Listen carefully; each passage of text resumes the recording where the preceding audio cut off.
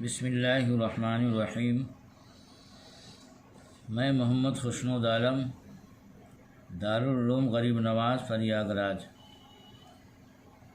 جماعت خامسہ کے بچوں سے مخاطب ہوں اور مشکوٰۃ شریف کا درس چل رہا ہے۔ ایک لمبی حدیث کا ایک ٹکڑا آپ حضرات کے سامنے پیش کیا جا چکا ہے۔ اسی حدیث کا بقیہ حصہ آج پیش کیا جا رہا ہے کہ آپ کی بارگاہ میں انسانی شکل میں آنے والے فرشتے حضرت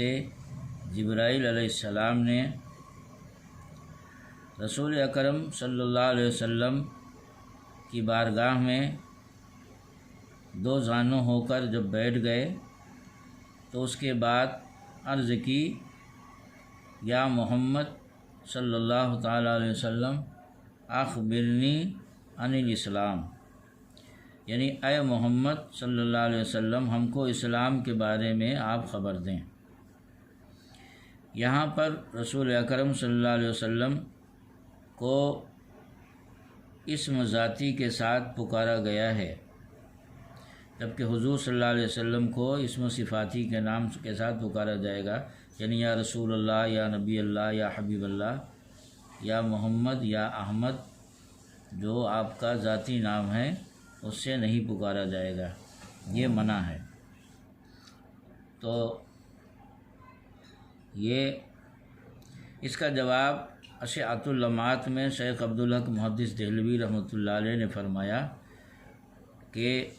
جو قرآن پاک میں ہے لا تجعلوا دعاء الرسول، یعنی حضور صلی اللہ علیہ وسلم کو ندا کرنے سے اسم ذات کے ساتھ جو منع کیا گیا ہے، یا تو اس حکم سے فرشتے مستثنیٰ ہیں اور یا تو یہ حدیث اس حکم سے پہلے کی ہے۔ تو جب جبرائیل علیہ السلام نے عرض کی یا رسول اللہ ہم کو اسلام کے بارے میں خبر دیں، تو حضور صلی اللہ علیہ وسلم نے فرمایا الاسلام ان تشہد ان لا الہ الا اللہ وان محمد رسول اللہ، کہ اسلام یہ ہے کہ زبان سے گواہی دینا کہ اللہ کے علاوہ کوئی معبود نہیں اور حضرت محمد صلی اللہ علیہ وسلم اللہ کے رسول ہیں، وتقیم الصلاۃ وتؤتی الزکوٰۃ، اور نماز قائم کرنا، زکوٰۃ دینا، وتصوم رمضان، اور رمضان کے روزہ رکھنا، وتحج البیت ان استطاع الیہ سبیلا، اور بیت اللہ کا حج کرنا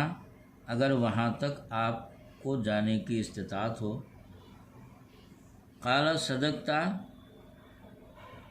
فعجبنا له ان يسأله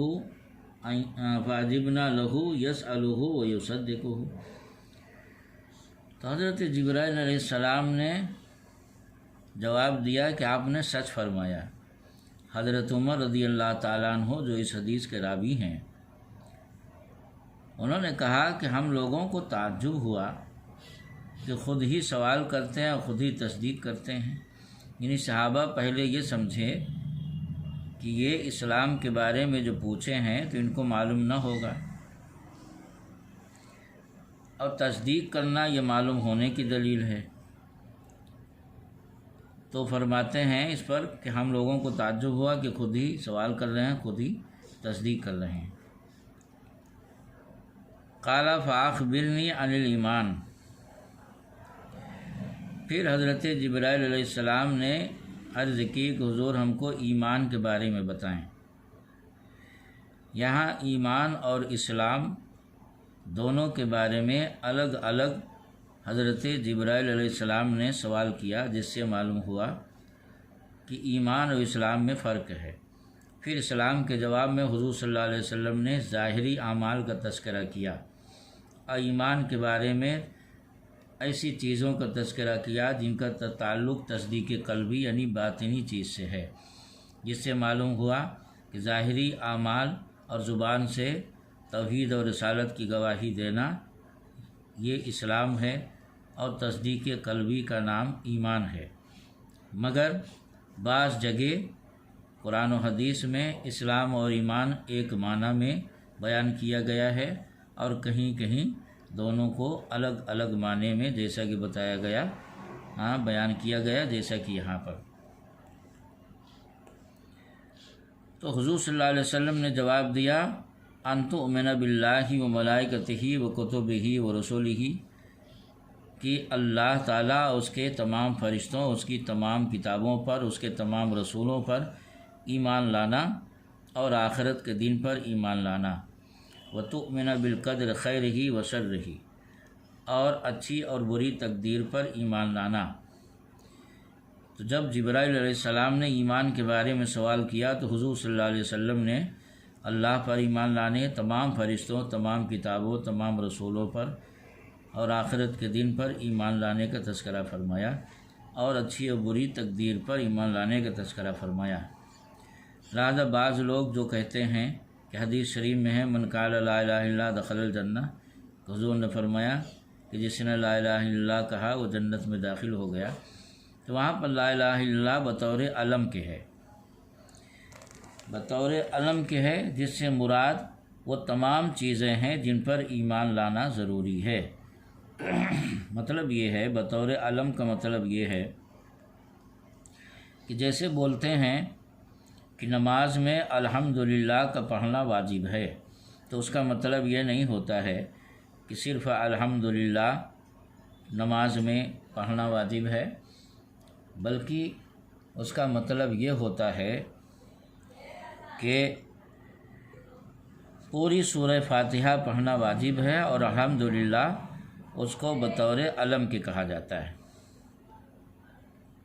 اسی طرح بولتے ہیں کہ الف لام میم،